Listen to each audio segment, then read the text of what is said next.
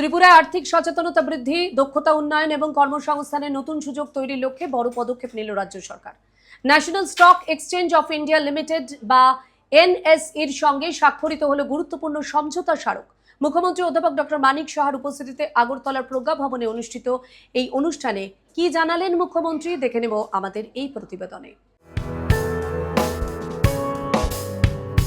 ত্রিপুরায় আর্থিক শিক্ষার প্রসার এবং যুব সমাজকে দক্ষ করে তোলার লক্ষ্যে national Stock Exchange of India লিমিটেডের সঙ্গে গুরুত্বপূর্ণ সমঝোতা স্মারক স্বাক্ষর করল ত্রিপুরা সরকার। মঙ্গলবার আগরতলার প্রজ্ঞা ভবনের হল নম্বর 1-এ আয়োজিত অনুষ্ঠানে আনুষ্ঠানিকভাবে এই সমঝোতা স্মারক স্বাক্ষরিত হয়।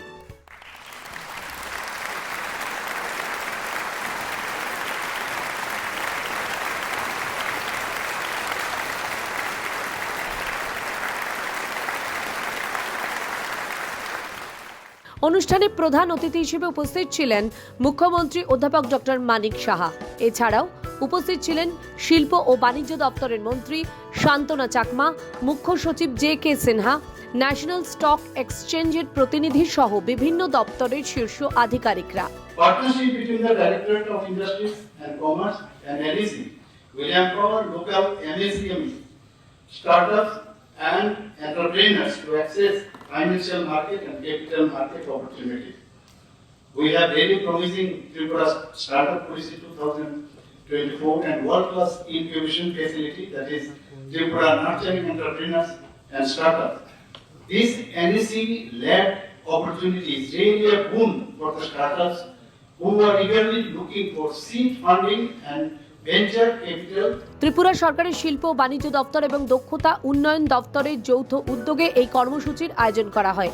এই সমঝোতা স্মারকের মাধ্যমে রাজ্যে আর্থিক সচেতনতা বৃদ্ধি, পুঁজি বাজার সম্পর্কে সাধারণ মানুষের জ্ঞান সম্প্রসারণ, বিশেষ করে যুব সমাজের দক্ষতা উন্নয়ন এবং কর্মসংস্থানের নতুন সুযোগ সৃষ্টির উপর জোর দেওয়া হবে।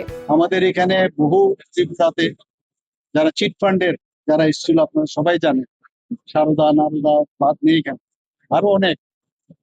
তো এর থেকে মানুষ এর জন্য তারা খুব লিটারেট ছিল, কিন্তু যেভাবে তাদেরকে যে লোভ দেওয়া হয়েছিল, প্রলোভন দেখিয়েছিল, তাতে করে অনেকে কিন্তু ফেসে গেছিল। তো সেই জায়গা থেকে বাঁচতে গেলে আজকে যে সেবির তত্ত্বাবধানে যে স্টক এক্সচেঞ্জের মাধ্যমে একটা মানুষ যদি জানে যে কোথায় তার লগ্নি করতে হবে, কোথায় তার টাকাটা যদি সে লাগায় বিনিয়োগ করে সেটা রিফান্ড পাবে প্রপারলি। রাজ্য সরকারের আশা, এই উদ্যোগের ফলে শিক্ষার্থী, চাকরি প্রার্থী এবং তরুণ উদ্যোক্তারা আধুনিক আর্থিক ব্যবস্থাপনা ও পুঁজি বাজার সম্পর্কে বাস্তব ভিত্তিক জ্ঞান অর্জনের সুযোগ পাবেন।